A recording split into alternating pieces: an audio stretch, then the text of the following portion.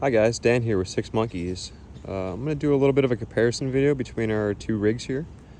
This is our 2015 Jeep Grand Cherokee, and it is a 3.0 diesel.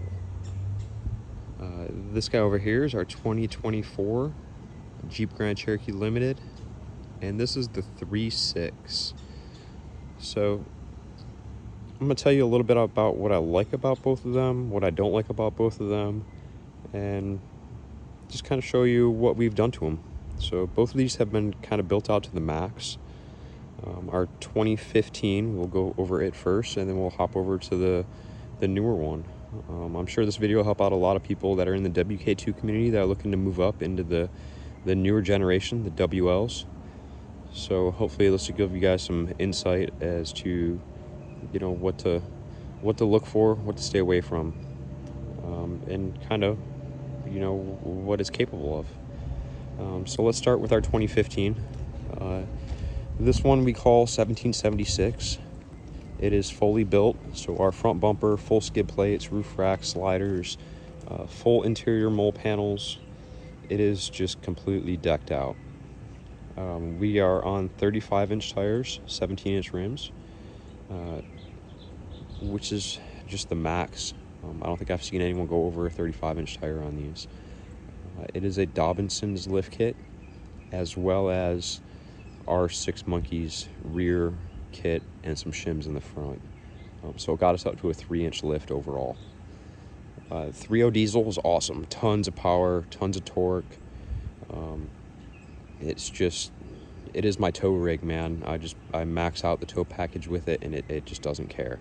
It just keeps on going. So that is the one thing that I really love about the WK2 over the WLs is the drivetrain. We just can't get a diesel, even getting a V8 in the WLs is kind of hard. But overall, really like this rig. The drivetrain is awesome. We also have the high clearance bumper tire carrier on the WK2.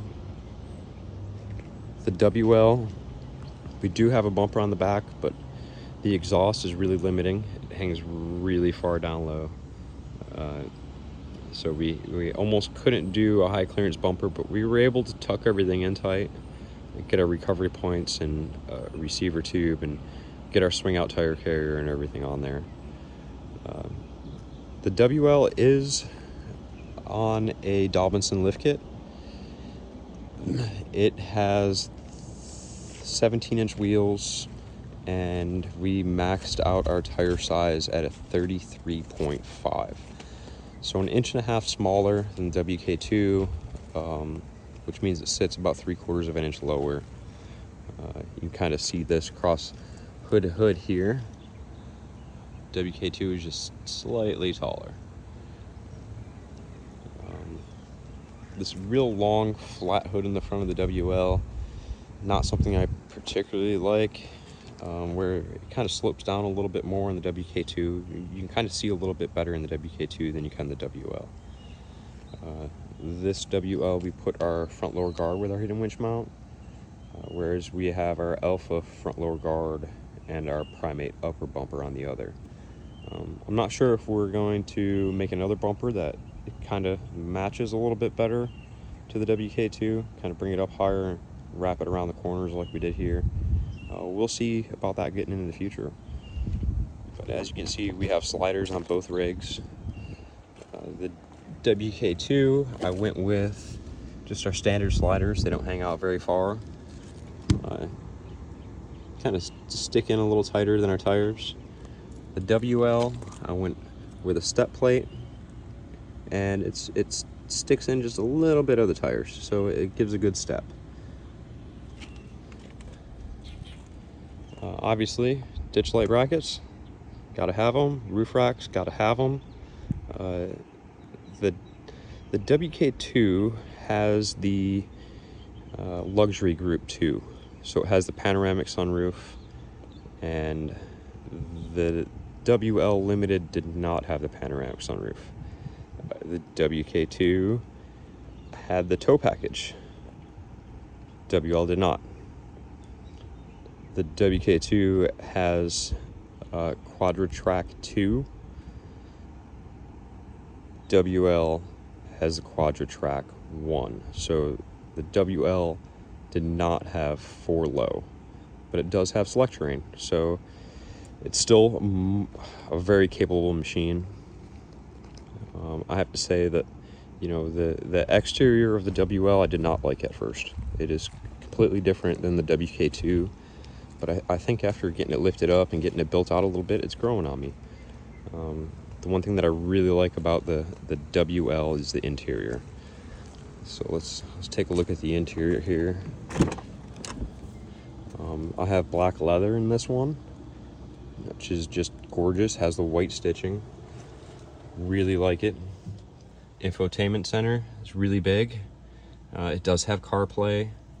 It has a lot of interior features and comforts that the WK2 just doesn't compare. And of course we have all of our overhead panels and mole panels. So we've got the interior pretty much built out.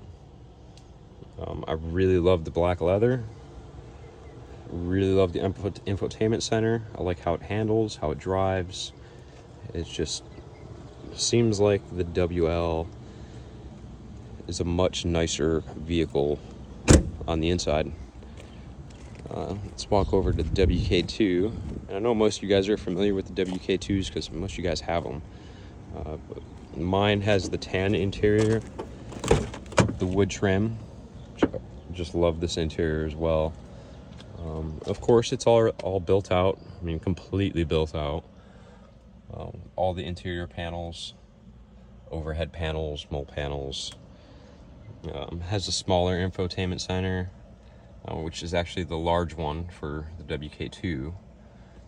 But it's not as, I don't know, it's just not, it doesn't flow as nice as the WL.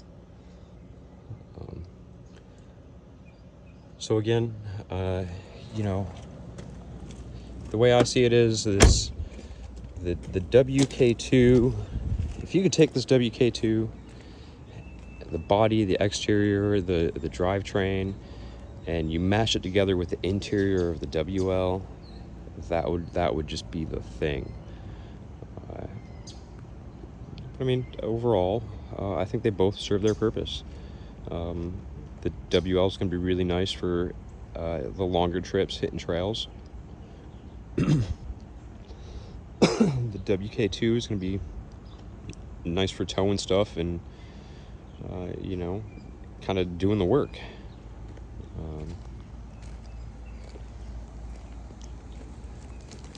I'm not sure what my plan is going to be with the WL. I know I'm going to keep the WK2. It's paid off. The WL, I may just sell it. I don't know. But overall, guys, the WL, I think it's gonna be okay. You know, moving forward, and the more products we build for it, and the more we build them out, and the more capable it becomes, it's gonna get better and better and better as time goes on.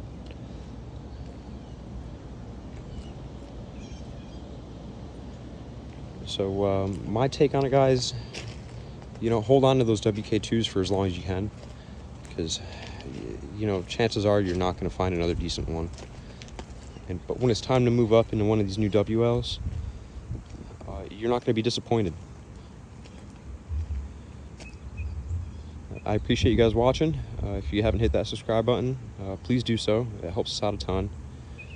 And we look forward to the next video. Thank you.